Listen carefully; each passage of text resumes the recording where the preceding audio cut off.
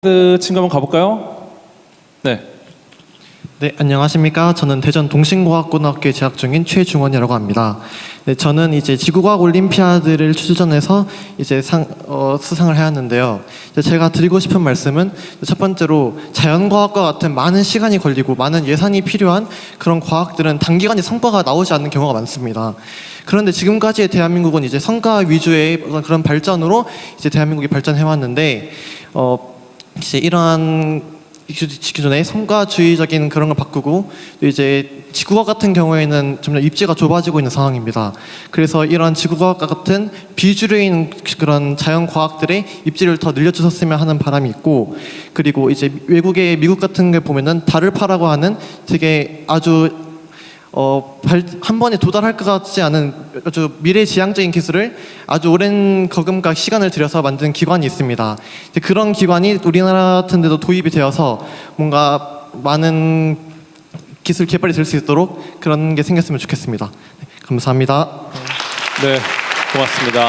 네. 네, 우리 앞에 있는 학생. 네, 세 번째 줄. 네, 마이크 전달 부탁드리겠습니다. 대통령님 안녕하십니까. 저는 한국에너지공과대학교 켄텍 2기로 입학해서 현재 3학년에 재학 중인 정자윤이라고 합니다. 좋은 연구 환경 만들어주신 덕분에 연구와 더불어서 산업부 자문단 활동도 하고 열심히 사회에 기여하는 과학자가 되기 위해 노력하고 있습니다.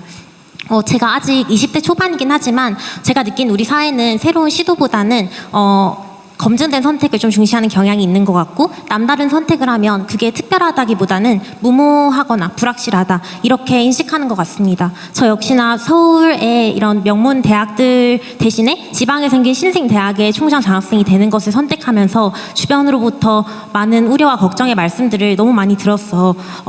사회적 인식이 연구나 내가 하고 싶은 공부보다 더 중요한 것인가? 라는 생각을 많이 했었습니다. 과학 환경 역시나 흥미있는 분야를 깊이 있게 파고들기보다는 시대에 맞는 연구를 좀 발빠르고 똑똑하게 해내는 것이 현재 우리나라의 문화와는 조금 더 가깝다고 생각합니다. 그래서 대통령님께 말씀드리고 싶은 거는 지금 이 자리에도 그렇고 우리나라에는 세계적인 그런 최고의 학업 역량과 창의성을 가진 그런 인재들이 많은데, 이들이 실패 허용을 넘어서 젊은 과학자들이 정치적, 사회적 변동에 흔들리지 않고 한 문제를 오래 진득하게 붙어서 할 수 있도록 그런 제도적인 장치나 행정적 지원, 그리고 연구자 인식 개선을 부탁드리고 싶습니다. 그리고 개천에서 용날 수 있도록 지방에서도 세계에서 뛰어난 이런 인재들이 나올 수 있도록 많이 방문해 주시고 또 관심과 응원을 부탁드리고 싶습니다. 감사합니다. 고맙습니다. 제 뒤에도 있나요?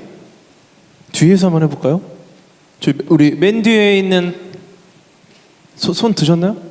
네네네. 저 맨 뒤에 있는 우리 학생한테 전화 부탁드리겠습니다. 뒤쪽을 놓칠 수가 있어요. 사각이라서.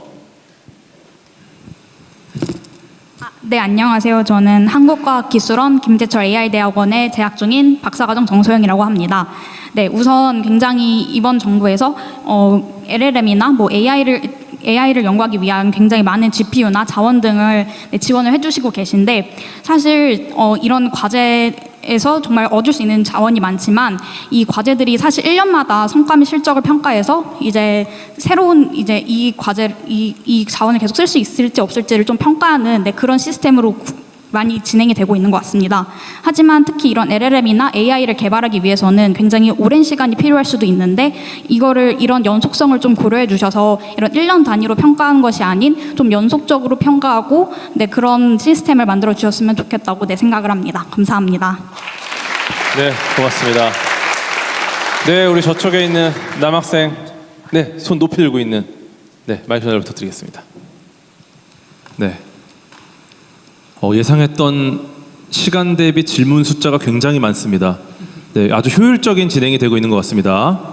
네, 안녕하세요. 저는 경기과학고등학교를 졸업하고 현재 서울대 기계공학부에서 재학 중인 조연우입니다. 네, 저희가 말씀드리고 싶었던 부분은 앞서 다른 분들께서 말씀하신 게 대학원에서 이제 연구를 진행할 때 그런 것들에 관해서였다면, 저는 자라나고 있는 우리 젊은 영재들을 좀 더 키울 수 있는 방안을 생각해 왔습니다. 제가 고등학교 시절에 연구를 진행하면서 제가 절실히 필요하다고 생각했던 것은 다름 아닌 현직에 있는 연구자들이 직접 밀착해서 도와주는 그런 시스템이 있었다면 좋겠다라는 것입니다. 그래서 이런 것들이 어떻게 실현 가능할지를 생각을 해보았는데, 제가 생각했던 방법은 이제 현재 그 과학기술 전문 연구원, 요원, 그다음에 과학기술 전문사관 이런 것으로 대체 복무를 하고 계신 분들이 계십니다. 그런 분들을 이용을 해서 저희가 어떤 영재고, 과학고 혹은 이제 과학중점학교에서 그 과제 연구를 하는 학생들에게 실질적으로 실무에서 어떤 것들이 필요한지 이런 것들도 지원을 해주고, 그리고 학교에 계신 선생님들은 분명히 잘 가르쳐 주시긴 하지만 현재 학계에서 어떤 것이 트렌드이고 어떤 역량이 필요한지에 대해서는 조금 부족하신 부분이 있을 수 있습니다. 따라서 그런 부분을 보완한다면 우리 자라나고 있는 그 영재들을 조금 더 발전시켜서 훌륭한 세계적인 연구자로 성장시킬 수 있지 않을까 하는 생각입니다. 감사합니다. 네, 고맙습니다. 자, 일단 여기까지 좀 해서 정리를 하고 넘어갈게요. 이게 지금 여러분들이 주시는 의견이 우리가 사실 고민하고 있는 내용과 거의 일치합니다. 그러니까 우리 대한민국의 과학기술 연구의 현실은 실제로는 기초과학 연구나 이런 건 성과가 즉각적으로 나지 않기 때문에 사실 그건 매우 투자를 경원시하는, 잘 안 하고 있죠, 사실. 그러니까 즉시 효율이 있는 뭐 경제적 가치가 있는 이런 연구에만 좀 집중하는 측면이 있어서 사실은 문제라는 생각을 우리 가지고 있습니다. 그런데 즉각 활용할 수 있는, 응용할 수 있는 연구는 원래 기업들이 하면 되는 것이고, 필요하긴 하지만 경제적 가치가 그렇게 곧바로 나지 않는 부분을 이제 공공 부문에서 지원해서 연구해야 되는데, 안타깝게도 우리는 뭐 먹고 사는데 급급해서 그럴 수도 있긴 한데 지금까지는 기초과학이나 이런 분야에 사실 연구가 많이 부족했던 게 사실입니다. 이제 앞으로는 좀 방향을 좀 바꿔서 좀 길게 멀리 보면 이런 기초과학이나 사실은 이제 기초 인문 과학 분야에 대해서도 사실은 투자를 좀 많이 해야 됩니다. 그래야 바닥이 튼튼해지거든요. 그 지점에 대한 지적은 저희가 전적으로 공감합니다. 좀 방향을 좀 일부 전환해서 그런 기본적인 부분에 대한 연구 투자도 하도록 하겠습니다. 그리고 에너지 공대 다니신다는 우리 학생, 사실 모두가 예상할 수 있는 길에는 뭐 특별한 메리트가 없죠. 원래는 아무도 가지 않는 길을 열어야 거기에 그게 그야말로 선도자라고 할 수 있겠죠. 근데 우리 대한민국이 지금까지는 다른 나라에서 또 선진국이 하던 거 잘 뺏겨가지고 또 빨리 따라가는 전략이었다면, 이제는 우리가 선도해야 되기 때문에 이런 창의적이고 독창적이고 개성 넘치는 이런 인재들이 정말로 필요해요. 앞으로 대성하시겠습니다. 어쨌든 우리도 이제 그런 분야에 대해서 좀 더 많은 관심을 가지려고 노력합니다. 그리고 당연히 지방이 수도권과 균형 있게 발전해야 되는 건 너무 당연하고, 또 대대적으로 지방 대학이든 지방의 연구든 지방 인재 양성이든 이런 데 더 많이 집중하려고 합니다. 에너지 공대도 많이 지금 정원도 늘리고 좀 지원도 대폭 늘리라고 지시해 놓은 상태니까 기대하셔도 되겠습니다. 그리고 아까 대체 복무 얘기를 하신 거죠. 사실 좀 그렇죠. 우리 특히 남성 청년들 경우는 이 연구 좀 복무 중에 있는 분도 한 분 오셨네요. 일단 저분한테도 기회 되면 기회를 한번 드리도록 하십시오. 남성 청년들이 사실 똑같은 조건에서 이제 국방 의무 이행 때문에 상당 기간을 지금 이제 공백이 발생할 수밖에 없는 상황이라 이게 여러 가지 갈등 요소가 되기도 하고 또 억울하게 생각되는 측면도 있을 것 같아서 이 점에 대한 뭔가 보완 대책이 필요하기는 합니다. 과학기술 분야에 대한 대체 복무 분야는 꽤 있긴 있는데 좀 더 확대하자 그런 얘기인 것 같죠? 네, 실제로 병무청이랑도 얘기를 하고 있고 국방부 장관께서도 전향적으로 하고 있어서 정리해서 따로 말씀드리겠습니다. 좀 저것도 우리가 확대는 지금 검토하고 있는 중이고, 저는 여기 좀 덧붙여가지고 지금 군대 자체를 좀 대대적으로 바꿔볼 생각이에요.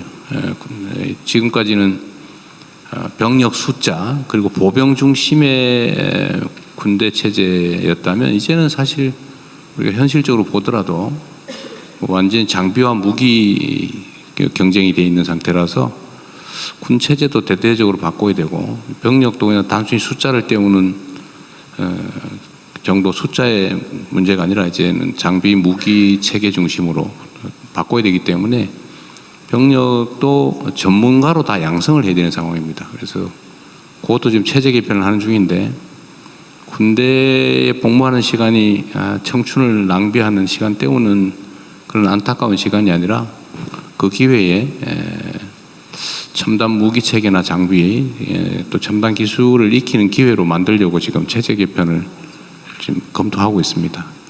그것도 하나의 기회로 활용할 수 있도록 할 생각입니다. 재밌네요. 여러분들 얘기 들어보니까 가급적이면 많은 분들 얘기를 좀 들어보도록 하겠습니다. 네. 우리 복무 중에 계신 분이 한 분 계신데, 네, 한번 마이크를 넘겨보고 싶습니다. 네, 어쩌면 나라를 지키는 여러 가지 방법이 있는데 우수한 과학 인재들이 이제 전문 연구 요원이라는 것으로 지키는 경우가 있습니다. 네, 혹시 하고 싶은 말씀 있으신가요? 아니요. 네. 현재 그 공군에서 일병으로 복무 중인 이화령이라고 합니다. 네, 604기, 저는 604기입니다.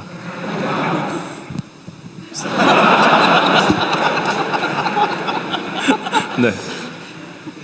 저 또한 서울대학교 화학부에서 자연과학 분야에서 연구를 하고 있는데 물론 현재 공군의 그 생활 처우 개선이 많이 되어서 그 이론 공부 같은 경우에는 병사들도 충분히 많이 할 수 있는 상황입니다.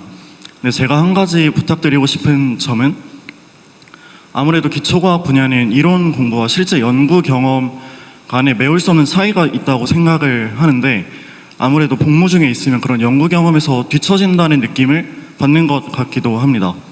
그래서 가능할지 모르겠지만 복무 중에 있으면서도 연구 경험을 쌓을 수 있는 그런 제도가 마련되었으면 좋겠습니다. 감사합니다. 네.